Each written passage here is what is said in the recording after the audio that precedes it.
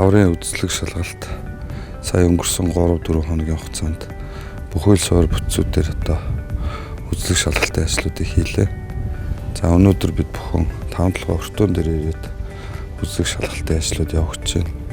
За ингээд энэ үзлэг шалгалтын хүрээнд 5-7 өртөөний хөдөлгөөн зохион байгуулалт, суур бүтэц, депо, зүтгүүр депо, вагон депо, засварын төвүүд гээд тэгээ бүхэл үйл ажиллагаануудыг бүхэл газар нэгжүүдийг бүрэн хэмжээнд нь үзлэг шалгалтын ажлыг зохион байгуулж компани хэмжээнд ерөн 100% удирдлагын хүрээнд одоо энэ үзлэг шалгалтын хүрээнд үзэж танилцлаа.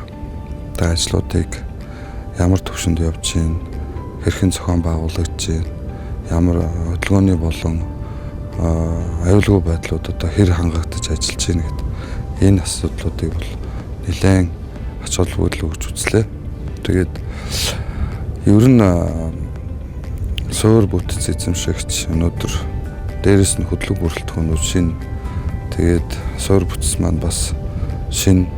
Ингээ харахад бол бид бүхэн одоогор бол үзлэг шалгалтын явцад томоохон хэвдрэлгийн янз бүрийн эрсдэлтэй зүйлүүд бол ажиглагдсангүй. Зүгээр анхаарамж бүхий тодорхой асуудлууд дээр манай инженер техникийн ажилтнууд бол засвар үйлчилгээнүүдийг одоо сайжруулах, нэмэгдүүлэх шаардлагатай зүйлүүд бол ганц хоёр гарсан. За компани хэмжээнд энэ үзлэг шалгалтын хувьд бол ер нь бүрэн бүрэлдэхүүнээр ингэж өмнөх хугацаанд хийж байгаагүй. Энэ удаагийн үзлэг шалгалт бол компани удирдлагын бүх бүрэлдэхүүн явж байгаагаараа нэгдүгээрт нь онцлогтой байлаа.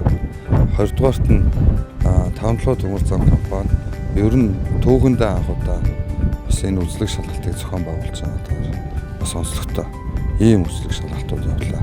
5-7 гашуун сухай чиглэлийн нийт 2 өртөө, 6 зөвлөг, за 1 шилжүүлэн ач терминал, дээрэс нь нүүрс ачлалтын 5-7 орд дээр байгаа түүхийн нүүрс ачих логистикийн төв гэд нийт 6 байгууламж дээр бид бүхэн одоо сая үзлэг шалгалтыг хийлээ.